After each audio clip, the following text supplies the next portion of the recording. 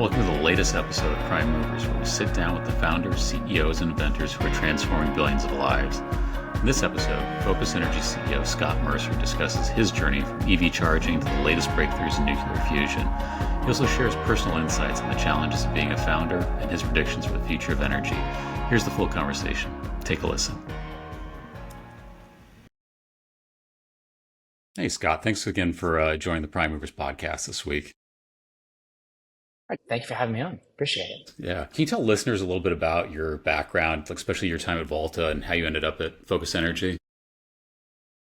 Yeah. So I think my fascination is with really this scaled energy picture. How are we going to build a truly scalable, abundance-focused generative energy system? And really, my interest has always been in these projects that are very, very economically clear at this point where they are just starting to become commercially relevant.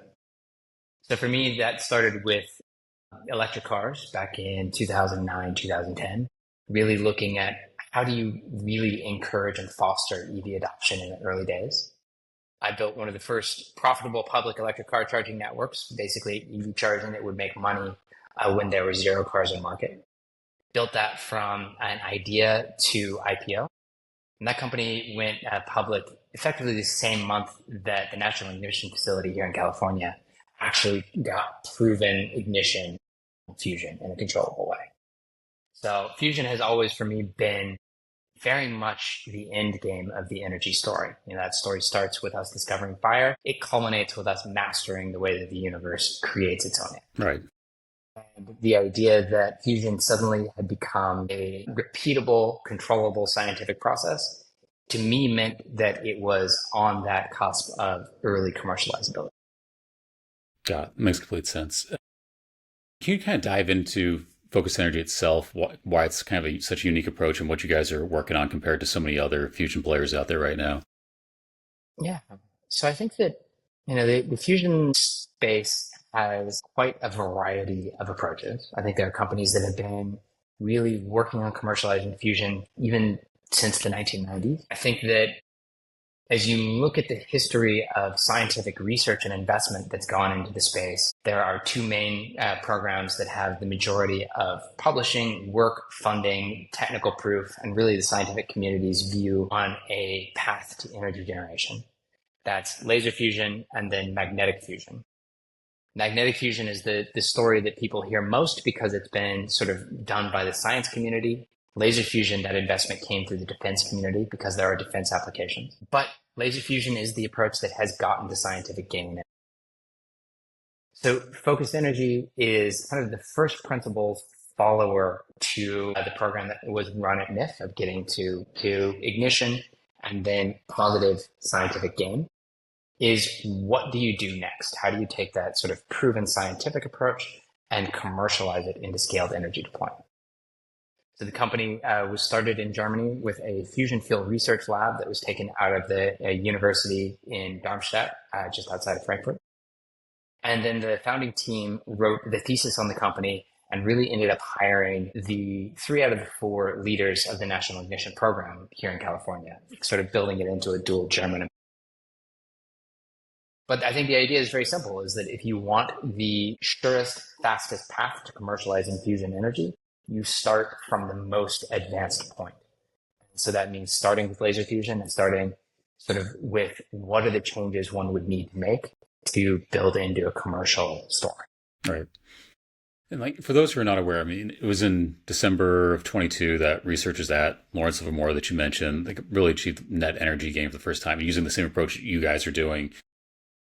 Maybe we can just dive into that a little bit more, kind of the steps you guys have taken, where things stand at both the research at Livermore, what you guys are doing to build on top of that, and kind of.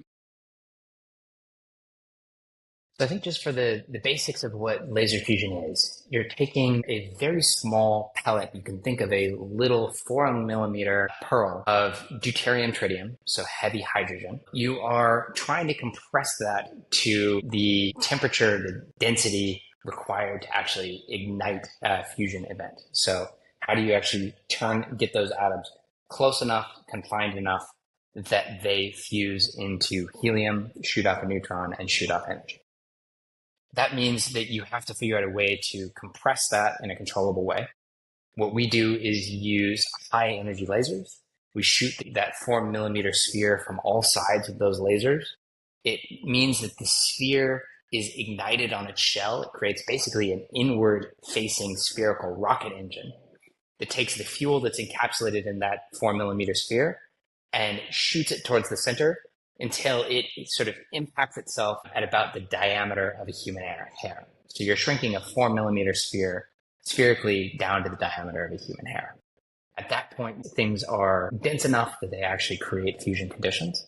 They fuse, they ignite, and they offshoot about 150 million degrees worth of temperature right at that point. It's the hottest thing in the solar system when that ignition moment happens. You let that energy radiate to the walls of the target chamber. It drops to about 850 degrees Celsius, and you harvest that heat to make steam, and that steam to make electricity.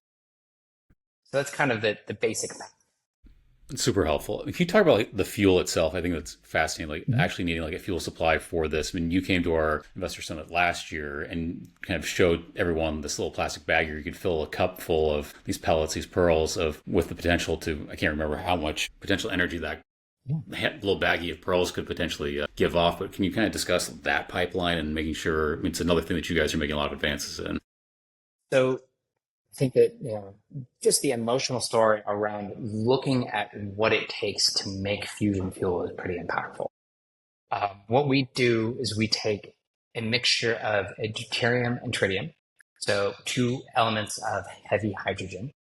Deuterium is relatively common. It's one in every few thousand molecules of seawater, so you're filtering it out of seawater. Tritium has a fairly short life. It's fairly unstable. So you have to create it yourself in the facility. You create it through the fusion reaction, bombarding lithium.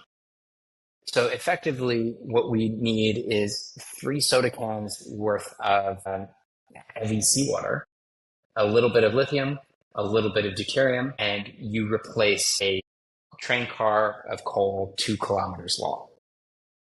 So 3 Coke cans worth of seawater and lithium would power a city the size of San Francisco for about a day. Such a helpful visualization so people understand what you're talking about. Yeah, that's just mind-blowing. Yeah. The recurrent joke with fusion is that it's always a decade away. People have been saying that for 50, 60 years. I mean, why do you think fusion really is, a decade away at this point or today more than any point before? I mean, controllable fusion has always been that story. It's always been sort of something that people have chased. The net is that we've moved past that proof point. So there was a very long period of trying to tweak and tune the system, the targets, the architecture at NIF to get to controllable gain. We're now getting repeated controllable scientific gain. It's first in the world. It is a facility that was design frozen in the early 90s. So we're still using fairly out-of-date technology. I mean, it's been upgraded, been sort of evolved, been modernized. But when you look at what's happened and what would need to happen going forward, suddenly that idea of an elusive chase for a target that continues to evade you, we've captured that. We have controllable gain. We know how to actually create replicable fusion.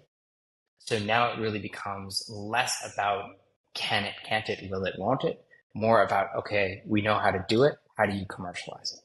So it's a very, very different story and very, very different for laser fusion than for other fusion approaches that are still chasing that kind of elusive scientific. Can you talk a little bit about that, just the commercialization journey and how you guys kind of de-risk it a bit by, a lot of the laser technology you're developing and just what the next kind of 3-4 years. I mean, we're venture investors and obviously we were excited by what you guys were doing because you were kind of de-risking this, your work along the way. So, from our standpoint, I think everybody has this sort of approach of build a small machine to start and then bigger and bigger and bigger machines chasing scientific gain with scientific gain as kind of the main proof point. For us, we're starting with known scientific gain. We're starting with the $5 billion machine that either we didn't have to pay for or we all collectively had to pay for with our tax dollars, depending on your view. And our team is the team that actually developed the approach on that machine. So we know how to get gain out of these facilities. What that means is that our narrative is very, very different. We are less having to kind of climb this larger ramp towards a huge CapEx facility, more saying, with scientific gain proven, what are the other boxes we would need to tick to sell this as a proven integrated solution to commercial operators? Still a little bit early. These are still first of a kind fusion power plants, but it makes the story much, much easier to go to market for commercially now than for approaches that say, yes, theoretically gain is provable, but we don't have it yet. Electricity demand's been going up, or it's finally starting to go up a little bit. It was been largely flat for 15 years, and it's tied to electric vehicles, weather changes, so many things. But lately, it's obviously a lot of people have been paying attention to energy demands for AI. Are fusion, or maybe it's just nuclear, kind of intrinsically tied to the rise of AI? And just love to kind of get your thoughts about how they go hand in hand. So I think that just in a macroeconomic sensibility, if you kind of boil down economic progress to its constituent ingredients, access to energy, access to cheap and abundant energy is directly coupled to progress in economics. So what that means is that if we are pursuing a sort of strategy towards global abundance, that is global energy abundance. And that means you need the ability to provide energy abundance without downside. Fusion has everything to like about the solutions to that story. There is the process is controllable. The process is far cleaner than any other technology set, like really writ large. It is a way to decouple global energy production from resource consumption. And I think that's a huge thing.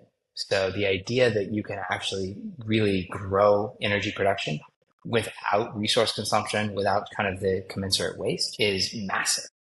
So for AI, fantastic. But for really everything that we're doing in terms of forward economic progress, in terms of computing power, in terms of technology, in terms of electrification, in terms of just growing the global GDP, we do need copious amounts more energy than we have. Yeah. To get there, Congress passed the Advance Act last summer, and which really decoupled fission and fusion. And can you kind of just explain why that's so important in terms of, from the regulatory environment, that you guys are now on a different footing than traditional fission reactors? Yeah, I think that fission is a fascinating space, but the long-lived radioactivity problem remains a problem, and it remains a problem that we haven't yet solved comfortably. So when we think about the regulatory environment, fusion is a completely different progress from fission. Yes, there is radioactivity inside the target chamber. Yes, there are minor radioactive wastes that come out of the process, but it's more like a medical X-ray facility than it is like a nuclear fission reactor. The policy shifts that are happening in the US, that are happening in Germany, that are happening globally now are really codifying a very, very different kind of approach to waste, to mitigation, to any sort of actual sort of facility risk. It's a completely different space. And so that codifying that difference allows the fusion space to be subject to far, far less tricky regulatory challenges than I believe that fission still has. And on the same policy front, at our investor summit a week ago, you spoke to a few of our LPs about just the differences in industrial policy. Or a lot of people would see they would expect the U.S. to have this. They think the U.S. has this really robust industrial policy. They see the Inflation Reduction Act, Chips and Science Act, Infrastructure Bill. You kind of had a slightly different take on it. Can you kind of explain that? Well, so just from the lens of Focus, Focus has been very, very successful in getting public endorsement for the programs that we're running. We are very scientifically valid. We're very rigorous. We're very peer reviewed. It means that when you go and pitch the story to government partners or to public funding partners, you have a good reception. That means that the company has gotten more than $150 million in public grant funding, supporting us, supporting our supply chain, our ecosystem. Of that 150, about 7 has come from the US. and the rest has come from Germany. It's helpful So, context. Yeah. yeah, when we think about kind of public policy and public funding, um, these are big projects. They are very long projects. I think that the US has had a bit of a history of myopia in these long but massive industry shift programs. So when we think about things like my background was in electric vehicles, we did a lot of policy work that set the US electric vehicle space behind where it could have been, being that it was politicizing a space that was economic. And so, I think that what I'm looking for is policies that can really start to set the groundwork for building these global industries and learning lessons from the ones that we have failed to lead at thus far. Electric vehicles being one, the solar industry being another. We now have the race for AI. We have the race for fusion. We want to be winners in those races. Yeah. Can you kind of compare those differences between, you mentioned Volta and then what you're doing today with Focus Energy? Just the politics are so different because you actually have a little more bipartisan support for what you're working on now. You got like Chuck Fleischman, like a lot more Republicans are out there advocating for fusion. Can you kind of just compare and contrast your time at Volta, and then I guess it's more of a policy question. Just it's a very different environment for what you guys are trying to do versus your EV work. Yeah, no, I think that luckily fusion is a very bipartisan program. I think that this idea of mastering a technology this significant, there's a lot of enthusiasm. There's perhaps and warranted skepticism, but I think there are very few detractors. There are very few people who would not want to see fusion come into kind of the global economic landscape. So that becomes quite an advantage. I think now the question is really, how do you actually foster and support the industrial ecosystems behind these things? How you do that in a thoughtful way, and how you do that in a predictable way. And of course, in the US, some of that does seem to kind of sine curve, especially where we are right now, where policies that were sort of thoughtfully put together are quickly dismantled. Right now, it seems like many of those are being done for very little reason. So this balance of fusion is a long game. We do need predictability. We do need kind of a very clear, lucid understanding of the fact that this will be a massive commercial outcome for countries that take it seriously, but it has to be taken seriously. Great point. To wrap up a little bit, let's wrap up with our little prime mover questionnaire here. I think you've heard most of these. You've been through the ringer through our kind of our process, kind of looking at technology, the company, the business, the technology. You've kind of gotten from every side, from one Prime Movers Lab partner or the other. So what's most important to you in life? Just that big question right there. Boy, easy question right there. I think from what's motivating you to do this right now? It's like you could be doing anything. Like you've done Volta. Why this? Why now?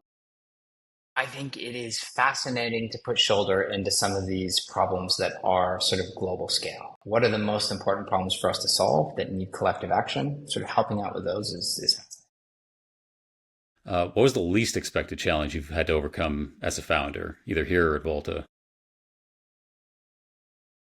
The least expected challenge. I think it is always this balance of having the best logical story versus your ability to tell it. So it's always in that translation, right? Like just having the best, most rational, most thought through story does not necessarily mean that your path will win. And I think that's been fascinating. What you mentioned a little bit about abundance. We talk about that a lot on the podcast. What's the one or two breakthrough science predictions you have between today and 2050? I assume it can be around fusion or it can be around anything else, like any of those second order effects of what you guys are doing that you see could have a huge impact. From my view, mastering fusion decouples so many of our sort of global challenges that I think it could be one of the largest industrial endeavors. I think it could be one of the most transformational moments, whether that's with Focus, whether that's with other technology sets, hopefully with several different technology sets with sort of very differentiated supply chains. The idea of decoupling energy production from resource consumption is a foundational civilization moment. Have that happen before 2050, and it sets us up for a very, very different reality and a very different future story than. Yeah. Have you read anything lately that's really inspired you? What's on your nightstand at the moment? Any book recommendations for listeners? I think that I am always fascinated by some of these near term. I always get inspiration, and unfortunately, it's the traditional tech trope from kind of the science fiction ecosystem. So reading, the guys that all of the sort of tech luminaries follow seems to be a good way to kind of predict where things might happen. Maybe not because the tech is, because the Neil Stephensons of the world are highly predictive, but maybe just because the ecosystem follows their ideas. So I think that Neil Stephenson kind of ecosystem has been the thing that I've been reading through most recently. You are not the only founder who's mentioned Stephenson for sure. I mean, I think that it's kind of the traditional one, but it is also, it does feel like when you have that many people of influence that sort of read and pay attention, it's good to kind of there's a reason why presage what their next move might be. Yeah. What's something you look for when you're hiring someone? Always a tricky thing for founders or CEOs. I think that the interview questions that I find most informative are when I ask the other person what their questions are for me.